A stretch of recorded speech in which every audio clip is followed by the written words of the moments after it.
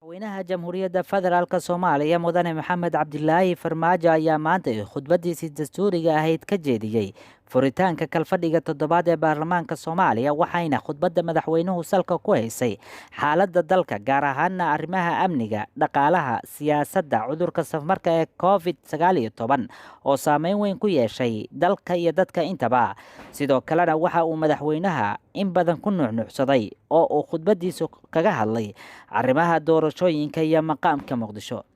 Waxa uu madaxweynaha sidoo kale soo hadal qaaday xiriirka kala dhexeeya dowladdiisa maamul goboleedyada dalka ka jiro.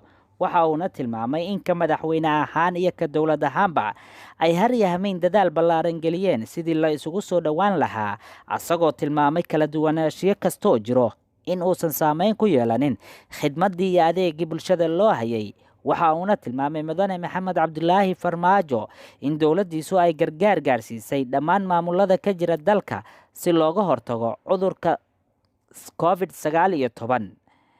Mudane Maxamed Cabdilaahi Farmaajo ayaa tilmaamay sidoo kale in doorashadu ay waqtigeeda ku dhacayso, nooca doorashana uu noqon doono qof iyo cod. Waxa uu soo hadal qaaday maqaamka magaalada Muqdisho iyo weliba sida laga doonayo inuu noqdo.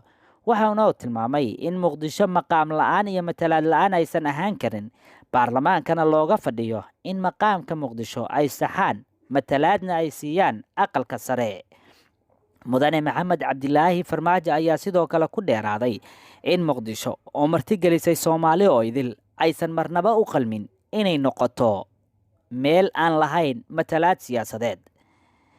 Khudbadda Mudane Maxamed Cabdilaahi Farmaajo ayaa maantay waxaa hareeyay buuq iyo sawaxan ay sameeyeen tiro ka tirsan xildhibaanada, kuwaasi oo seeri ku yeeriyey markii uu madaxweynaha makrofanka qabsaday, balse arrintaasi waxaa xalliyey guddiga anshaxa baarlamaanka oo dhammaanba xildhibaanadii seeriga yeerinayay ka saaray xarunta Villa Hargeysa oo uu shirku ka socday, taas oo madaxweynaha u suurtagelisay inuu dhammaystirto khudbadiisii isla markaana uu ajendaha doorashada iyo maqaamka Muqdisho si cad uga hadlo baarlamaanka hortiisa.